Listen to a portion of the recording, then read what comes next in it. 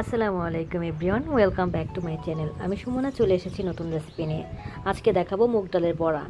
দেখতে যেমন সুন্দর, খেতে দারুণ মজার, আর খুব কম সময়ে কিন্তু এই রেসিপিটা তৈরি করা যায়। ইফতারিতে এই রেসিপিটা তৈরি করতে পারেন, খুবই মজাদার হয় আর খেতেও কিন্তু খুব ভালো লাগে।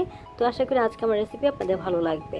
তো এখানে আমি প্রায় 1 কাপের মতো মুগ ডাল কিন্তু ব্লেন্ড করে নিয়েছি, আর এটা কিন্তু আমি প্রথমে 30 মিনিট ভিজিয়ে রেখেছিলাম পানিতে ভালো মতো ধুয়ে। তারপরে এটা আমি ফুড প্রসেসরের মাধ্যমে ব্লেন্ড করে নিলাম।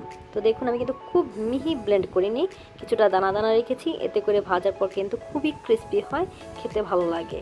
তো আপনারাও চেষ্টা করবেন এভাবে পানি ছাড়া এটা ব্লেন্ড করে নিতে অথবা বেটে নিতে, তাহলে কিন্তু ভালো হবে।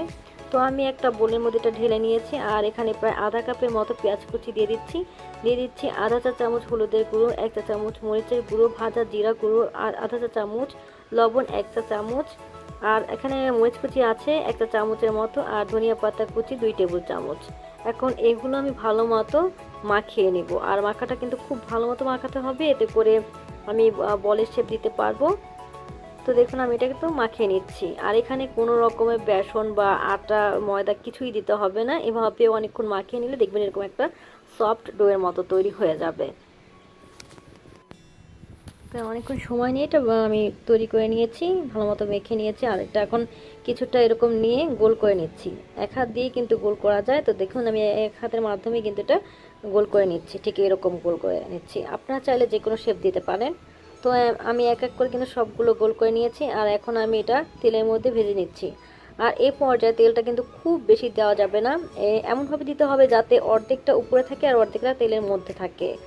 তো আমি এখন এক এক করে দিয়ে দিচ্ছি, আর আঁচটা অবশ্যই মিডিয়াম টু লো হিটে রাখতে হবে, যেহেতু এগুলো সম্পূর্ণই কাঁচা। তো ভাজার জন্য সময় দিতে হবে, এতে করে ভিতরে বাইরে 2 দিক দিয়ে কিন্তু খুব ভালো মতো ভাজা হবে। আর দেওয়ার পর কিন্তু সাথে সাথে এটা একটু নেড়ে চেড়ে উল্টে পাল্টে দিতে হবে, এতে করে কালারগুলো কিন্তু সমানভাবে একই রকম আসবে, কোনোটা কম বেশি আসবে না। তো দেখুন, আমার এটা কিন্তু অলমোস্ট ভাজা হয়ে গিয়েছে। আমি উল্টে পাল্টে খুব সুন্দর করে ভেজে নিয়েছি, আর এটা দেখুন কালারটা কিন্তু খুব সুন্দর এসেছে। তো এক এক করে আমি এটা নামিয়ে ফেলছি। তো দেখুন কত সহজে কিন্তু এটা তৈরি করে নিয়েছি, আর এটা খেতে এতটা মজার। যদি উপরে আপনারা কিছুটা চাট মশলা দিয়ে দিতে পারেন, তাহলে দেখবেন খেতে এত মজার লাগে, খুবই ভালো লাগে। ইফতারিতে এইভাবে তৈরি করে দেখতে পারেন। আমি অবশ্যই এটা চাট মশলা দিয়ে খাই, আর আপনারা চাইলে এটা টমেটো সস দিয়েও খেতে পারেন। আবার যদি আপনাদের কাছে চাট মশলাটা না থাকে, সেক্ষেত্রে চাইলে আপনারা চটপটির যে মশলা আছে সেটা কিন্তু কিছুটা ছিটিয়ে দিতে পারেন, অথবা একটু মরিচ, লবণ, আর যদি বিট লবণ থাকে সেটাও একটু ছিটিয়ে দিয়ে খেতে পারেন। তা আজকে এই পর্যন্তই। সবাই অনেক অনেক ভালো থাকবেন, আমার জন্য দোয়া করবেন। আল্লাহ হাফেজ।